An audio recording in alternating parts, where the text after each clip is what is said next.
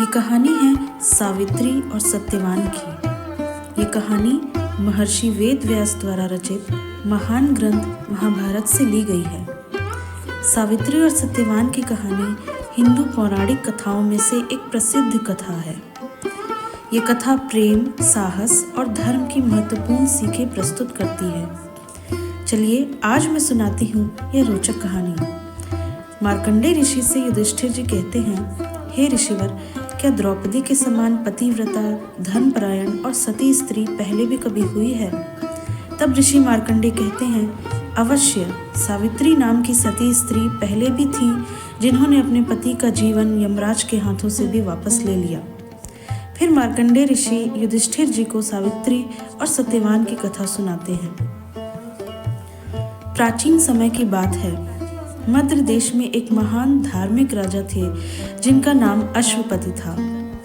राजा अश्वपति और उनकी पत्नी दोनों ही अपनी प्रजा के प्रिय थे।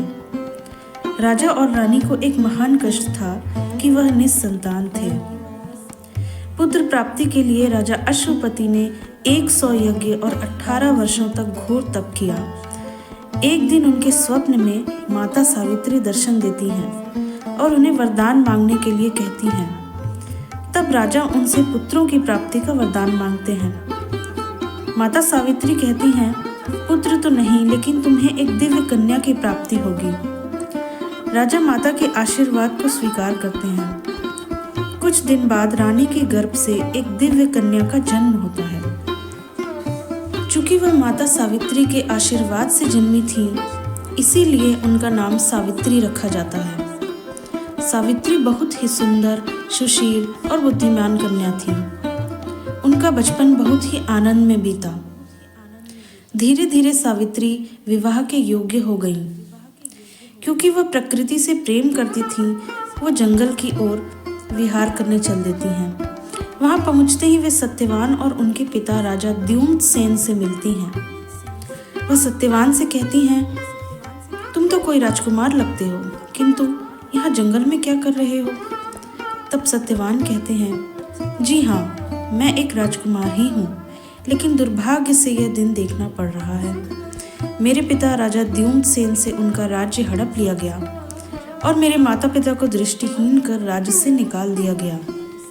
तब से हम लोग यहीं जंगल में निवास कर रहे हैं। सावित्री ने यह देख मन ही मन निश्चय कर लिया कि वह सत्यवान से विवाह करेंगी। सावित्री जंगल से लौटती हैं और अपने महल में प्रवेश करती हैं।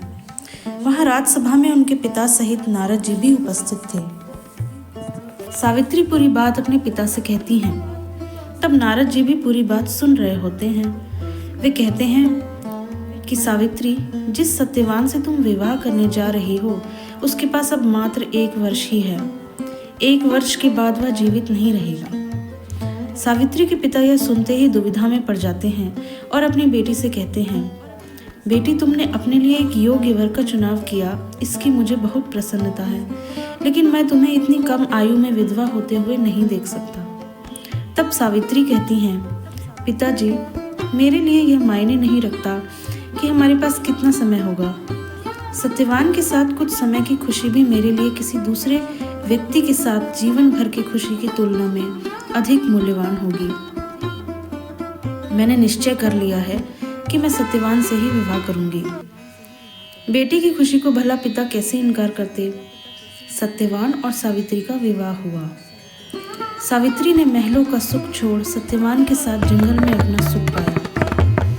दंपति के दिन सुख से कटने लगे। जल्दी ही सुख के दिन बीत गए और 1 वर्ष को पूरा होने में केवल 4 दिन बचे थे। सावित्री मन ही मन घबरा रही थी। उन्होंने 3 दिन अन्न पानी छोड़ व्रत रखा और ईश्वर से प्रार्थना करने लगी।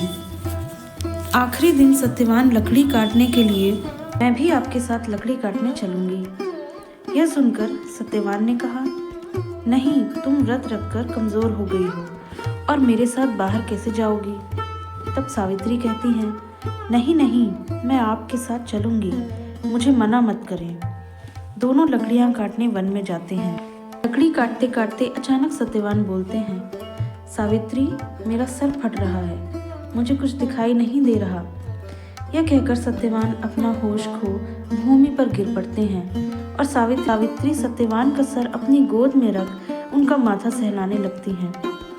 तभी एक भीमकाय छाया जो दिखने में डरावनी थी सावित्री अपनी ओर आते हुए देखती हैं। यह स्वयं यमराज थे जो सत्यवान की आत्मा को अपने साथ ले जाने के लिए आए हुए थे। जब वह सत्यवान की आत्मा को साथ ले जाने लगते हैं तब सावित्री कहती हैं, मुझे भी साथ ले चलिए, जहाँ मेरे पति रहेंगे मैं भी वहीं रहूंगी, कृपा करके मुझे भी साथ ले चलें। यमराज कहते हैं, तुम्हारे पति की आयु पूरी हो चुकी है, पति पर इसका जीवन अब समाप्त हो गया है, इसलिए यह जिद छोड़ो और मेरा रास्ता छोड़ो, मुझे जाने दो। सावित्री बहुत ही दुर्बल होती हैं, लेकिन उनका मन उतना ही मजबूत होता है, वे अपनी जगह अडिग हैं। यमराज यह देख बोलते हैं कि तुम मुझसे कोई इच्छा मांगो, इसके अलावा मैं तुम्हारी इच्छा पूरी करूंगा। तब सावित्री कहती हैं, हे यमदेव, मेरे सास ससुर अंधे हैं, आप कृपा कर उन्हें उनकी दृष्टि दें। यमराज कहते हैं, चलो तुम्हारी यह इच्छा पूरी हुई, अब मेरा पथ छोड़ो और मुझे जाने दो। सावित्री रोती हैं, बिलखती हैं और फिर कहती हैं, मुझे भी अपने साथ ले चलिए यमराज। यमराज यह देख उनसे दूसरी इच्छा मांगने को बोलते हैं। सावित्री कहती हैं, मेरे पिता को कोई पुत्र नहीं है, आप कृपया उन्हें 100 पुत्रों का वरदान दें। यमराज कहते हैं, यह इच्छा भी पूरी हुई, अब मुझे जाने दो। पर सावित्री अधिक थककर चूर हो चुकी थी, फिर भी वह रास्ते में खड़ी होती है। तब यमराज कहते हैं कि तीसरा वरदान मांगो। तब सावित्री कहती हैं, मेरे सास ससुर का राज्य उनसे छिन गया था, उन्हें उनका राज्य वापस मिल जाए। यमराज कहते हैं, तुम्हारी यह इच्छा भी पूरी हुई। वह बड़े नाराज होते हैं और आगे बढ़ने लगते हैं। सावित्री उनका पीछा करने लगती हैं। यह देख यमराज मन ही मन आश्चर्य करते हैं और कहते हैं, तुमने अपनी पति भक्ति से मुझे बड़ी ही दुविधा में डाल दिया है, तुम एक आखिरी इच्छा मांगो। बस यह सुनते ही सावित्री कहती हैं, मुझे सत्यवान से एक पुत्र प्राप्ति हो।